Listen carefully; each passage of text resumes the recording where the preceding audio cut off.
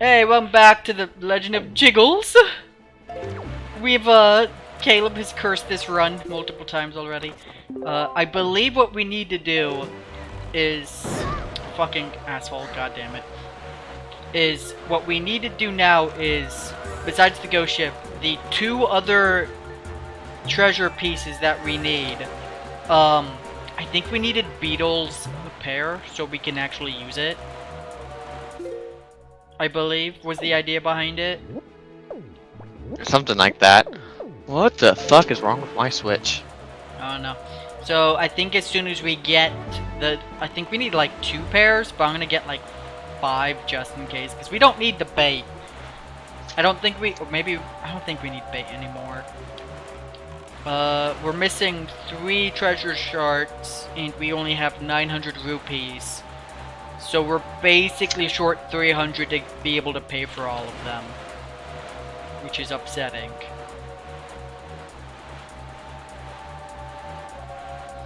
And then we have all the treasure charts I could try and go and fish up, which I didn't do.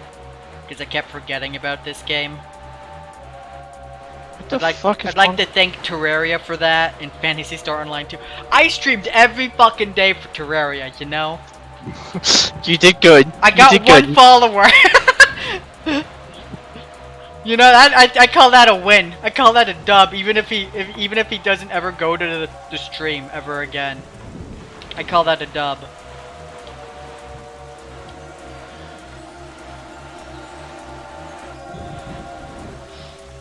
So yeah, other than that, yeah, dude, Terraria is super fun. Maybe one day we'll play it, cause you didn't really get to play it. I'd like to. If we started over from scratch, like I said. You started it like the worst time.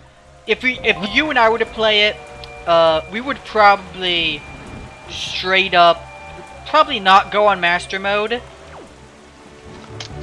That'd probably be the #1 thing, because that's like super hard.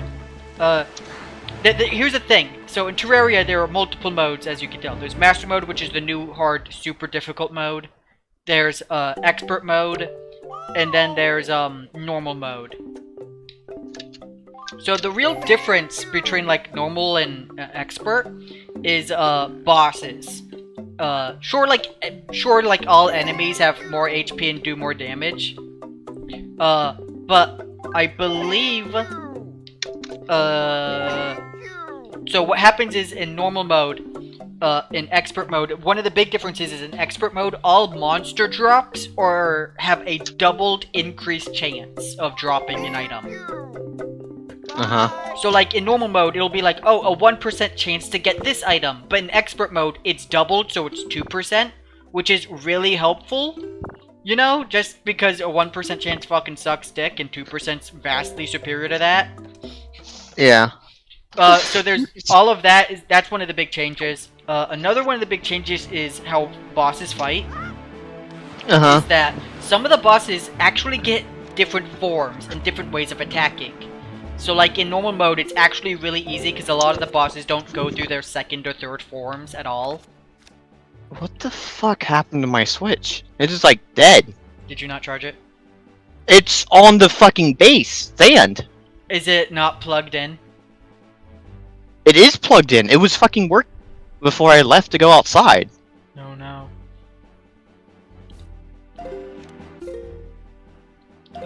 Let's see if we have more shit. Yeah, we got 5. We have some of that. Okay, so we need it to be night. So other than that... Oh, there it goes. I had to like fucking completely restart it, so that's cool. Nice. I wonder how much progress I lost in Xenoblade. 5 minutes. Right, up. Yeah. So, that's one of the big differences is just boss forms in Terraria is different between normal and expert.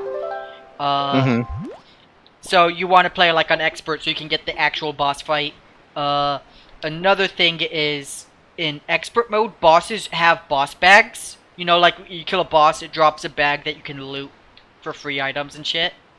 In like, I don't know where to go. I know we need to go down there, but yeah, here. Those boss bags do not drop in normal mode. They don't? Nope. Because those boss bags are exclusive to expert mode. At least I believe they are, or they're supposed to be. And you only get certain unique items, usually the boss-related items, in expert mode only. Like, I believe the Shield of Cthulhu that you can get from the Eye of Cthulhu that we got you, is only gotten in expert mode.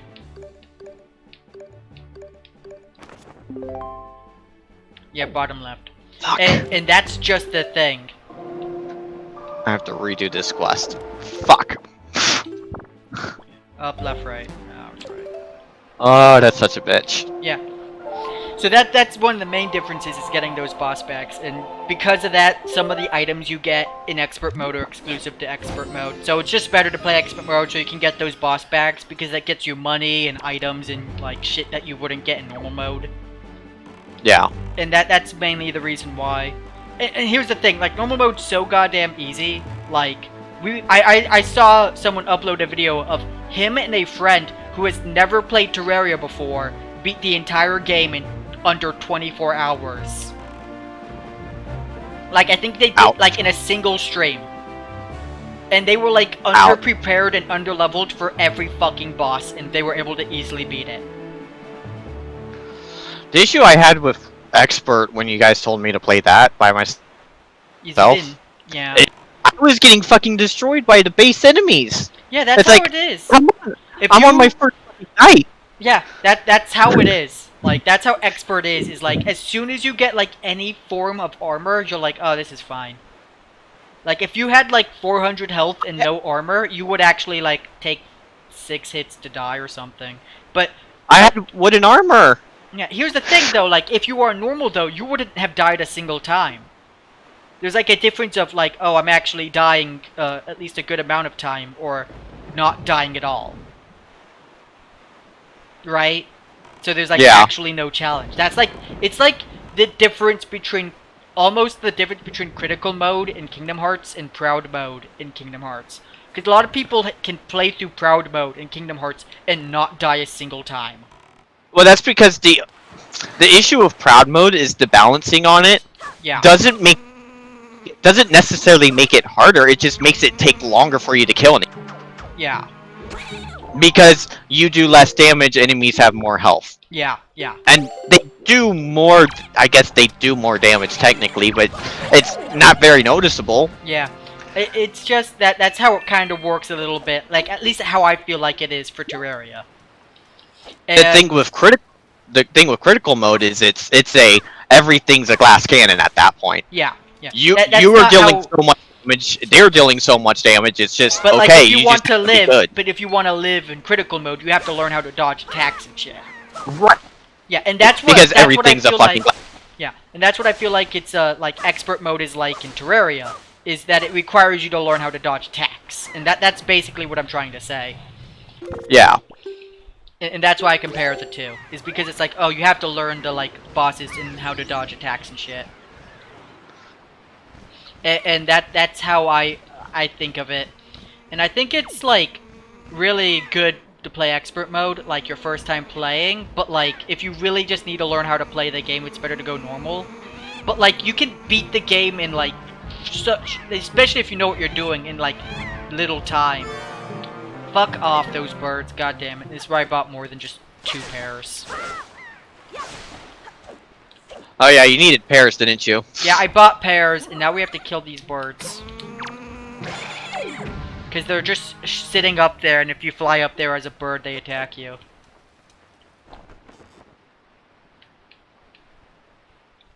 Fuck off. Oh, I think God, I have to, like, lure them down here. Because there's, like, 3 of them up there. So, here's a weird question for you. How much did you watch of Xenoblade playthrough? The first one?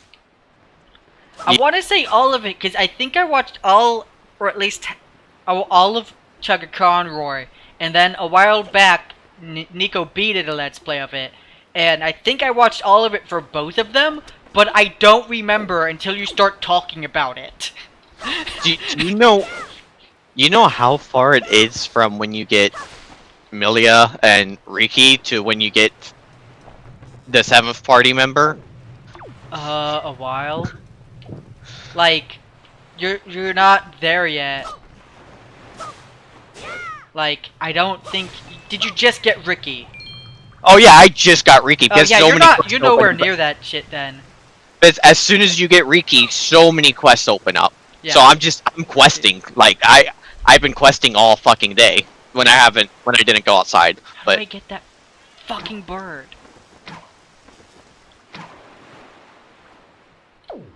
I'm gonna be upset if I lose another fucking pair because we only have like a few of these. Cause I only bought 5, so I gave myself leeway for losing, but at the same time, that's so much bullshit. can you do some kiting with the fucking bird? No, because the birds attack. The actual enemy birds attack much faster than my fucking seagull. That's unfortunate.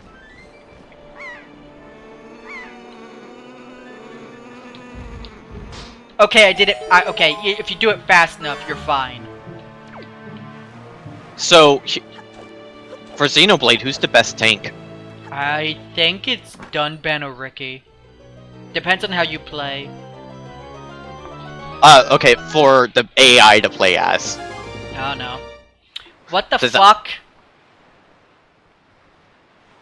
Oh look, you got a piece of heart. Okay, what the fuck, game? I know it says there's a boat, but there's no fucking boat here.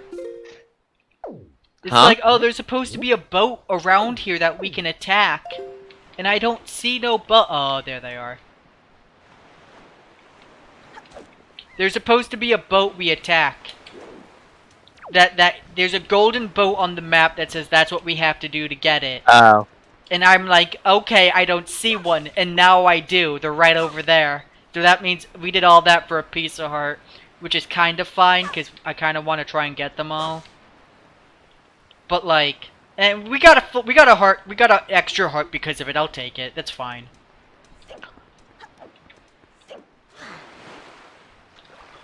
But yeah, that's yeah. I think Terraria is really good, but just I think, is there any other differences between normal and expert? I'm trying to think of.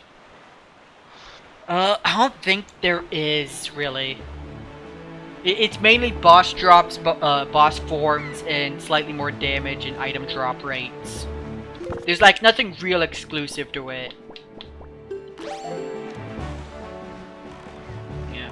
But the difference between expert and master mode is just basically damage. There's like no real difference otherwise. Like bosses have more HP and deal more damage, and that's about the only difference. It's not like they get unique forms or anything.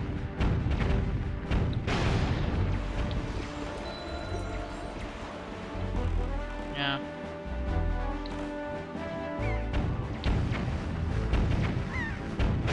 I did it. Yay! Huzzah. Good job.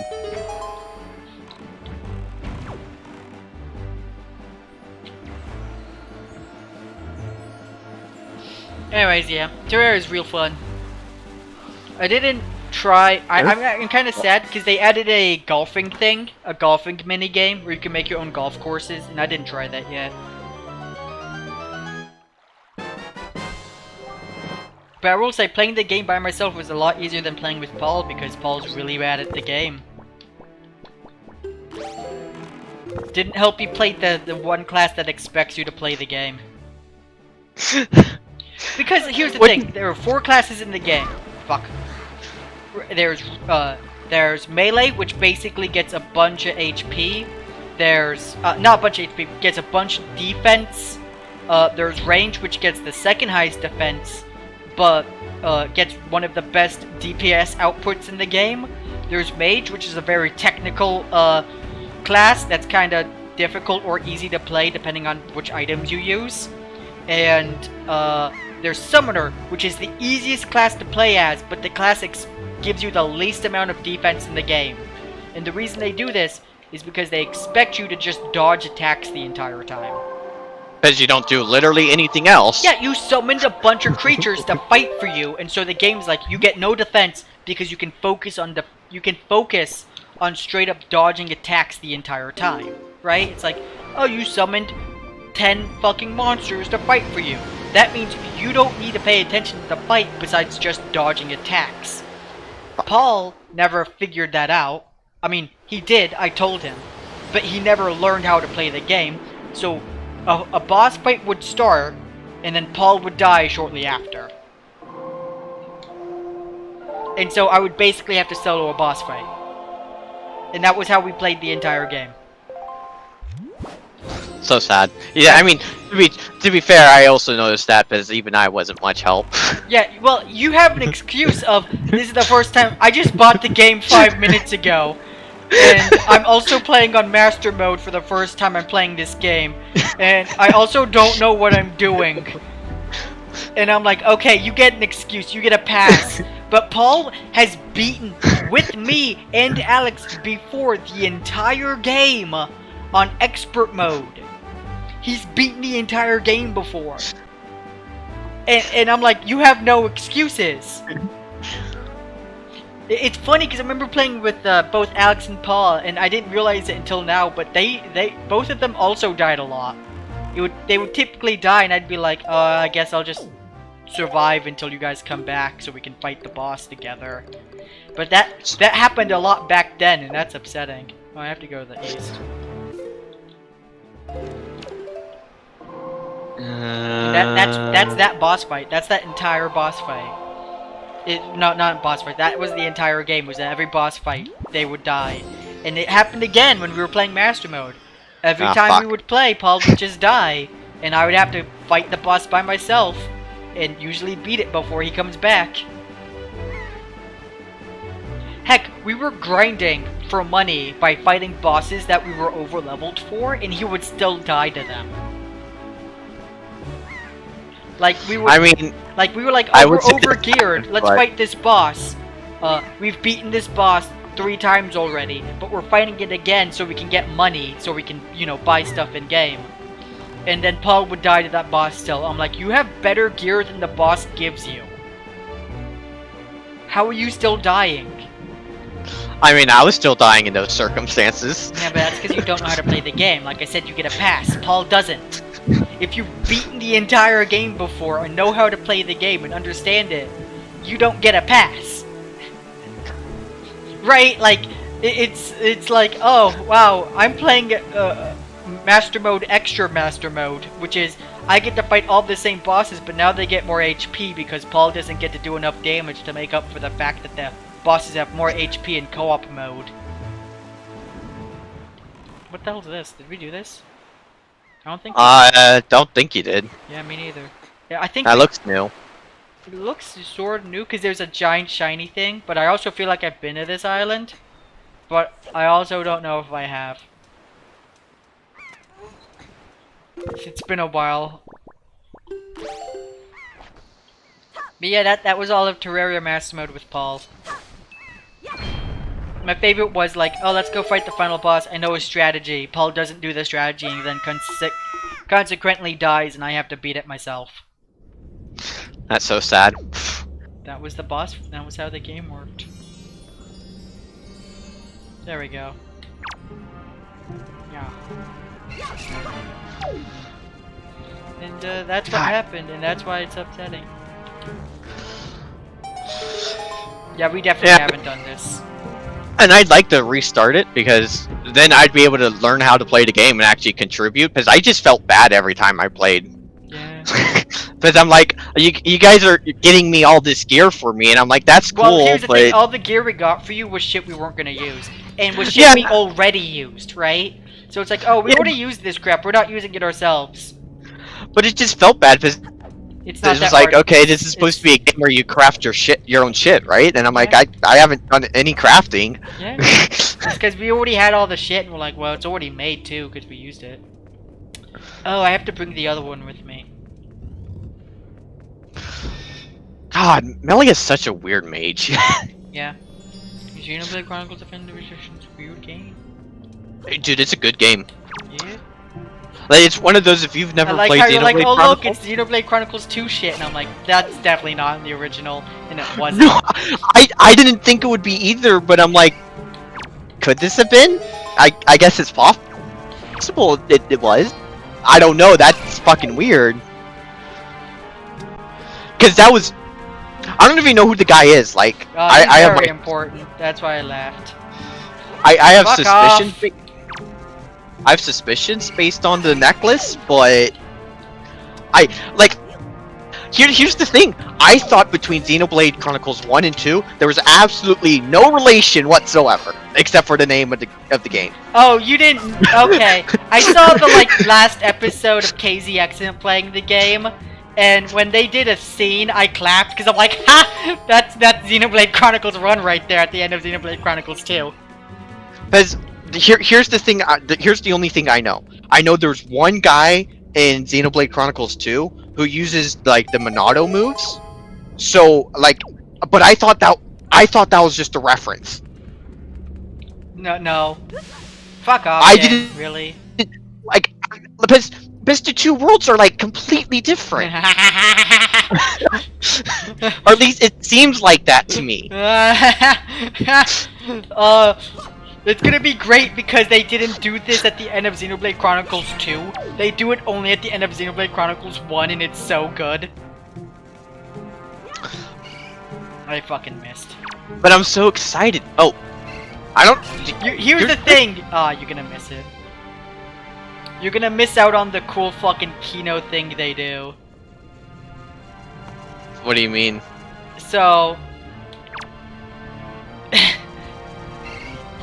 So, it's at the end of Xenoblade Chronicles 2, though. And you have to go and face off against the final boss to get it again. To be able to be like, oh, that's real cool. That's real cool. You'd have to do that. The final boss being... What like, was there's the a final boss of cutscene. There's like a cutscene in the middle of the final boss when you're fighting him. There's like a single line in that final boss of Xenoblade Chronicles 2 that's just straight up Xenoblade Chronicles 1. And I'm like, ha! Clap! God, am I gonna have to go back and watch KZ play? You'd probably have to go back and watch... You'd have to go and watch that final boss. Especially... Because there's straight up just a cutscene at the end of Xenoblade Chronicles 2, which is like, this is how the two games are related. And I'm like, this is stupid. I love it. But here's the thing. I will say this. The final boss in Xenoblade Chronicles 1 is a character in Xenoblade Chronicles 2. And that's why I clapped. Oh. Oh, no. It's not really a spoiler, but like at the same time you beat 2, so like I'm like, yeah, I kind of have to tell you this, but yeah, that's just a thing. Wait.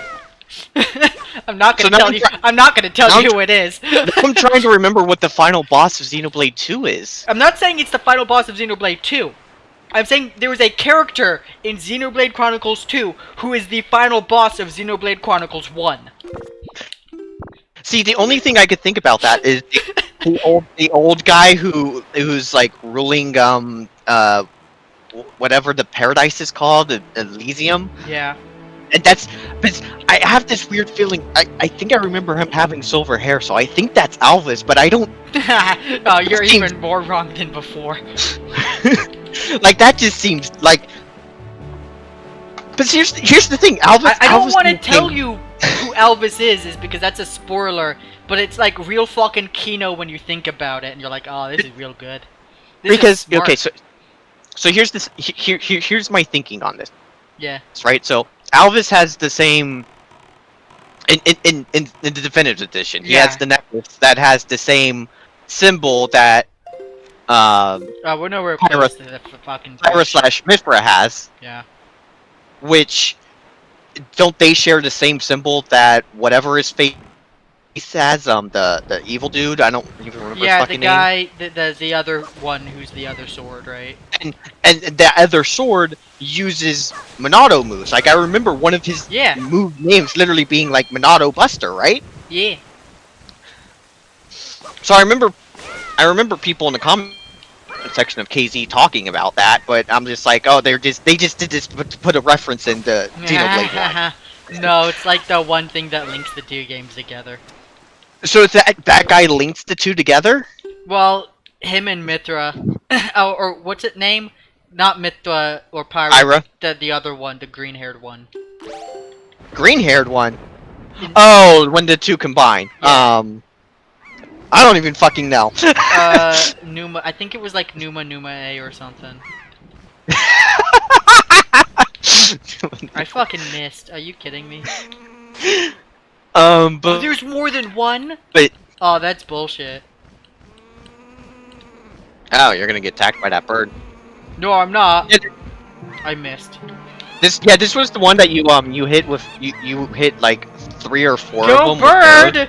Run! Run! Kite that bird! Kite it! Kite it! Kite it!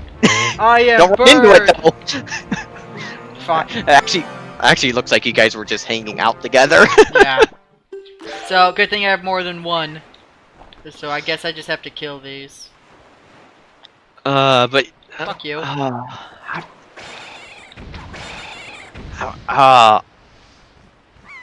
So Yeah. since I know Pyro/Mishra have the foresight ability that Minato basically has, but they never really used it, so you kind of forget it even happens. Like, I completely forgot that she technically has that ability until someone in KZ's comment section mentioned that. Yeah, I really like that they do the whole, you find an item and you get like a snippet of the future explaining it, Yeah. and I wish they'd done that in Xenoblade 2, and I'm like, yeah, that'd be cool. Yeah. You know the one thing I wish that was in Xenoblade 2 that isn't in Xenoblade 1? The ability to see the future and change it in the middle of a boss fight. No. What's in Xenoblade 2, but No. Bathtub girl. fucking treasure chest in the overworld. Oh, yeah. These maps are fucking huge, but I have like no reason to really explore them. Yeah. You go and explore them for boss fights. I go and explore them for the fucking quests I get. That's all I care about. No. And it's like I wish there were chests every once in a while There to we pick go. up. Like, it doesn't even have to be that many, just like an Yeah. occasional here or there. Some item chest or something. Yeah, that makes sense. You just get item drops on the floor, and I think that's basically what changes it. Yeah, but it's okay. I mean, Xenoblade, I'm loving the hell out of Xenoblade 1. It is. I still feel like Xenoblade 1 is probably a better experience than Xenoblade 2. Yeah. At It's least really the cool meta- how they incorporate the time travel bullshit. Yeah, Into everything. Into literally everything in the Right? game. Like, because video games that would give you time travel shit will, like, only let you do it at certain times of the game. And here it's because it's not time travel, it's just foreseeing the future. Yeah, and so it's like, oh, we're gonna need this for a side quest in the future, so, you know, keep the item, don't sell it. Which you're gonna do with all the items you get anyways, because you get enough fucking like shitty weapon drops that you can sell those for the money you need. Yeah. If you really need money. Yeah. It's really cool that, like, they're like, yeah, it's not just a plot device, it's like an actual game mechanic, and a lot of games don't do that. Like, let's compare it to Ocarina of Time. Like, Ocarina of Time, you use the time travel thing only, like, to change the area of the game. You don't really use your time magic to really do anything. Now, they did let you do a bit of time magic to do stuff in Majora's Mask, but that But was no, really that's just just the, like, that's the gimmick, though.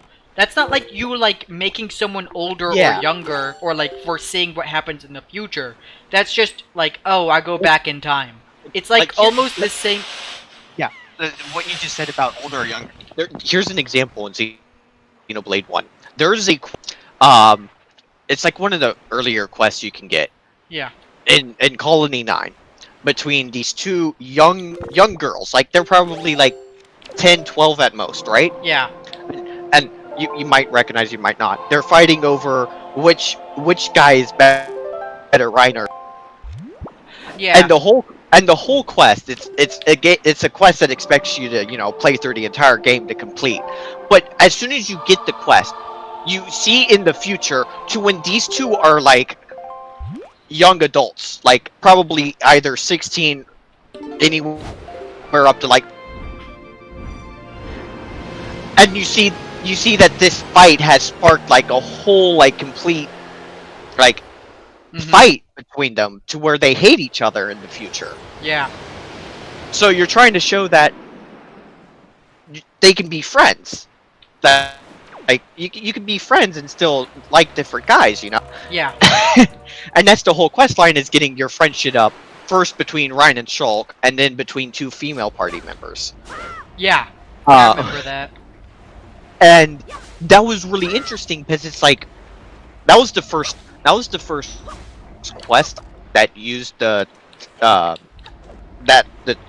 time futures mechanic.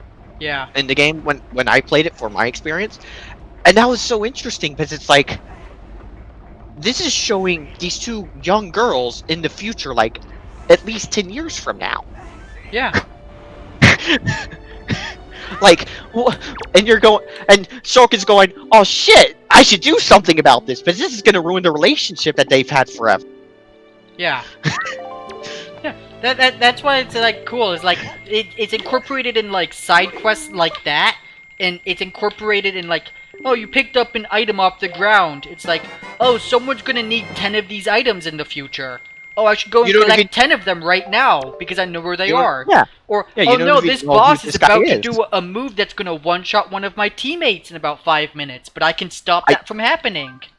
And you could do it in so many different ways. It's not just Shulk. Shulk doesn't even need to be in the party for it to happen. Mm-hmm. Like you could see the fusion. You could see the vision, and then go over to your healer and tell your healer to just heal the person in question, so that they're at full health and don't die from the attack. Or like give them a buff so they like don't take like lethal damage or something. Or go talk to like if you have like or kill the 2 enemy. Tanks. Or kill the enemy quickly. Or talk to your other tank or whatever and have the other tank take the aggro off. Yeah. Like, it's... Like, that aspect alone is probably the coolest thing to ever get implemented into a video game. Yeah, like, it's... like, that's why, like, I think, Chugga Conroy loves this game so much. Is like, when I found out that was a thing when he was doing his Let's Play, he kept gushing about how it was the coolest way to implement time travel, or some form of time travel, in a video game. By not having it just be scripted bullshit in a plot. Having it actually be something as a game mechanic. In, like, every part of the game. And the best part is, they do the scripted parts. But as soon as you get the scripted parts of it, you gain access to using that ability in the game. Yeah. For the rest of the game. Like, you get a cutscene where you learn to be able to use the Monado to shield. You then have that shield ability for the game, and the game expects you to use it. Mm-hmm. It expects you to use that shit. Like, and that's... Yeah, it's a very smart game with that whole time thing. It's really good. You know, I'm like, wow, smart.